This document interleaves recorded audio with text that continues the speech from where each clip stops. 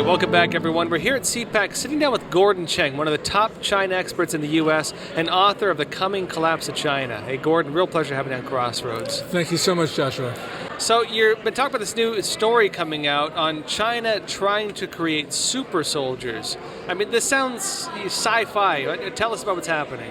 Yes. Well, Director of National Intelligence John Radcliffe in the Trump administration wrote this Wall Street Journal op-ed where he said that the People's Liberation Army is actually conducting human testing. But we know that they've done much more than that. So, for instance, a Chinese researcher was the first person in the world to actually use CRISPR, which is the gene editing tool, to gene edit human embryos to produce live births. Now, they were twin girls born in late 2018, and what he said was he tried to remove the CCR5 gene from the girls so that they would be HIV resistant. But also, people think that he removed that gene in order to enhance intelligence of the girls. And that really brought to mind this whole notion of eugenics, Third Reich type experiments. So we know that China's been doing this, and this is not the only thing that China's been doing. There have been a lot of experiments on human embryos. So we've got to be concerned that there is going to be this new race of super Chinese. Well, and this is bizarre because we heard rumors about the Soviet Union doing experiments like this and about the Nazis doing experiments like this. And it seems, weird and inhuman, but to think that it's actually plausible and that the Chinese Communist Party, as we speak, is trying to do stuff like this, I mean, this adds a whole new layer to kind of their future ambitions. What does it say about what they're actually planning to do? What does it say about their ambitions? Well, it means, for one thing, that they have no ethical bounds on this because when this experiment on the twin girls, when they were born, that raised outrage in the scientific community around the world because those types of experiments with human genome are considered unethical. And so we know that anything goes in China. And when we start to think about, for instance, coronavirus, there is hints that the Chinese military is also trying to create viruses that attack only certain ethnic or racial groups. In 2017, China's National Defense University released its edition of the Science of Military Strategy for that year. And in the 2017 edition, they talk about a new type of biological warfare of, quote, specific ethnic genetic attacks. So we know they're working very hard on this. And that means we've got to be prepared that the next pathogen from China is going to be far more transmissible and far more lethal than the SARS-CoV-2 virus that causes COVID-19. I remember seeing some of the reports about that coming out, that China, the Chinese military in particular, was researching bioweapons that could target specific types of DNA strands, namely based on a person's race. And I remember actually too that one of the topics that came up during that time was that a lot of these genealogy software companies, like people want to find out their ancestors and stuff like that.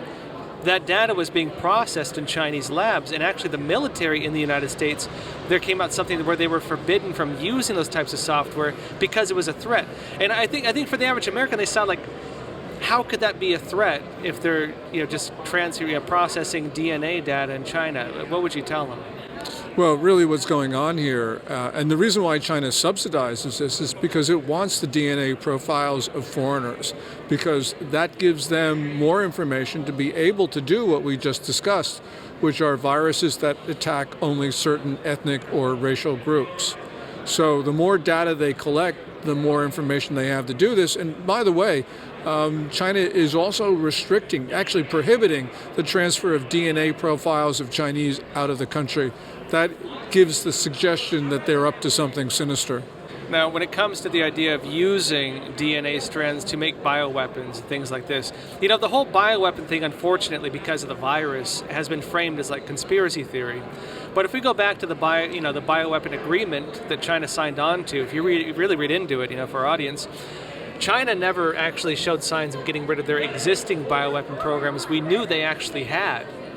And I'm curious if people were to say, bioweapons, it's a conspiracy at this point, unfortunately because of the way things have gone with the virus, I think it's a conspiracy. What would you tell them? Well, in early or late January of last year, China sent its top biological weapons expert, General Chen Wei, to head the P4 unit at the Wuhan Institute of Virology. That's the highest level of biosafety.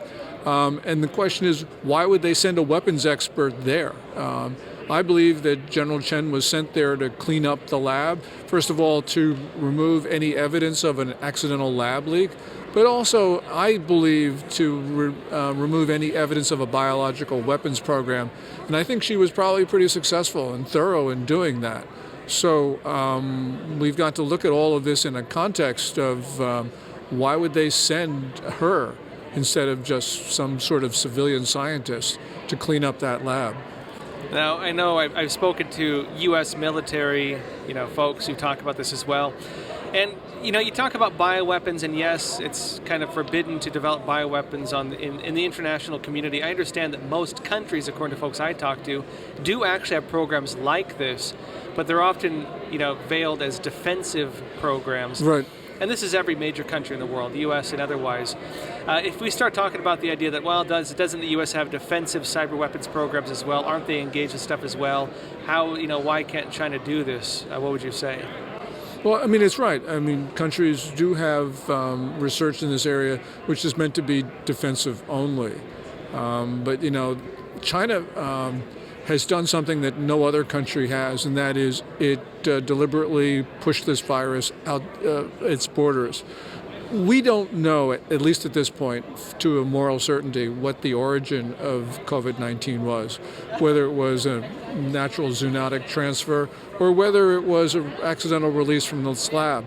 And that's a long conversation. But we do know what China did once this virus crippled Chinese society. China only announced that this was human-to-human transmissible on January 20th of last year. But doctors in Wuhan knew no later than the second week of December that this was really very, very contagious. And they probably knew a lot earlier, maybe as back as August, according to a Harvard Medical School study. But whenever it was, for those 5 weeks or 5 months or whatever, if China had said nothing about the contagiousness of the disease, that would have been grossly irresponsible. But we know that China lied about this. They tried to tell the world it was not contagious when they knew that it was. And at the same time, Josh, they also pressured countries not to impose travel restrictions and quarantines on arrivals from China while they were locking down their own country. And that means, first of all, Xi Jinping thought that these measures would be effective in preventing disease, which means he must have thought that this was going to be effective in sending this virus out of China. This is at the same time they're lying about contagiousness. You put all that together, and there's only one conclusion that fits the facts: that China deliberately spread this disease beyond its borders, which means that all the people who have died outside China, that's murderers. And that means because it's 2.4 million people, that's mass murderers. Now back to, China editing the human genome. I remember that report came out that you mentioned where they edited the genome of these twins, human beings, not animals, editing the human genome. China actually seemed to be, the Chinese Communist Party actually seemed to be pretty proud of that report initially, and they seemed to be surprised that the international community was like, what are you doing? This is completely unethical. We can't back this. And it seemed to be the case that those programs continued, but they just kind of put a veil over it, essentially. Yeah, I think your interpretation is correct, because the researcher in question was He Jiankui.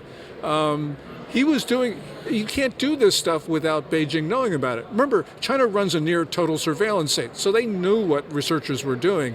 And it was only after the outcry that he was arrested and imprisoned for this. But China knew exactly what he's doing. And as I mentioned, he's not the only person who's been gene editing human embryos. You go back to as far as 2015, there is an article in one of the scientific journals which talks about 4 separate experiments in China on what were called non-viable human embryos. But these guys were doing it. So Beijing obviously knew what Professor He was doing. Now switching topics a bit, a lot of people are paying attention right now to what Biden is going to do with China, how he's going to position himself. We've seen some kind of mixed narratives. On one side, it seems some people in his cabinet or potential cabinet are more anti-CCP, some are more pro-CCP. I'm curious, how do you see things developing with Biden and the Chinese Communist Party? Yeah. First of all, Biden himself just has views which are outdated. In other words, he has this sort of benign, fuzzy view of China, just personally. And we know this from the CNN town hall with Anderson Cooper when he was talking about genocide and crimes against humanity against Uyghurs. You know, Biden's instinct was to try to explain what the Chinese were doing to the American public, which was wrong. It's not the job of the American president to explain away atrocities. But the way that he did it, he said, oh, this is the result of China's cultural norms. Well, what he's really saying is that Chinese culture is brutal, and that's really just one step away from saying that what the Chinese were doing. Because remember, these crimes against humanity are against racial minorities. What he's really saying is that Chinese culture is racist. So this is really quite troubling, because here's a guy who tries to lecture us on white supremacy, coming up with comments which are just a heartbeat away from being white supremacist. So that's really the thing that concerns me, because eventually he's going to be the one deciding all of these policies that are made. And the other thing, of course, is that we have to look at what he's done. In his slew of executive orders, he's taken down protections that Trump erected against China. So, for instance, on May 1st, 2020, Trump had issued an executive order that prohibited electric grids and utilities from buying equipment from China. That's to prevent Chinese sabotage. But on January 20, Josh, just a few hours after taking the oath of office, he signs an executive order that repeals that protection. Now he's saying, oh, look, I want to review this stuff. But yeah, okay, review it. But the point is, leave the protection in place while you review the policy. Don't leave the United States vulnerable in the interim, because this review can take months. Now, I guess just last question, going forward, if you were to give the Biden administration one recommendation on how to deal with China, because what Trump would do, you know, if China did something he didn't like, he'd go on Twitter and he'd criticize them, hold them accountable, then he'd put sanctions on them. Biden seems to be more interested in the diplomatic approach, but he's expected now, because of the way the world has really changed culturally, to kind of act on that as well. What would you recommend to his administration? Is to understand the maliciousness of the Chinese regime. That they're not some competitor in the existing international system. Xi Jinping wants to replace that international system, which has been in place since 1648, with this notion of worldwide Chinese rule, that the Chinese have the right and the obligation to rule Tianxia, or all under heaven. And I'd also say Xi Jinping's not kidding, because last year he was fomenting violence on American streets. That's more than just subversion. That's an act of war. He did the same thing this year in connection with the January 6th Capitol Hill riots. China's trying to overthrow the government of the United States. You can't cooperate with a government like that.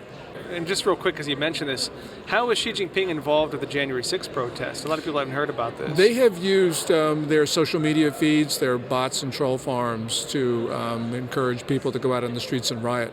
And this is what they did also in 2020. So this is consistent. They've done a number of things to destabilize the American political system. So this is, as I said, we got to deal with this and understand how malicious the system is in China. Gordon Chang, where can people find more about your work? Do you have a Twitter feed or anything? My Twitter feed is at Gordon G. Chang, GordonGchang, and I archive all my articles for free at www.gordonchang.com. Hey, Gordon, real pleasure having you on Crossroads. Thank you. Thanks so much, Josh.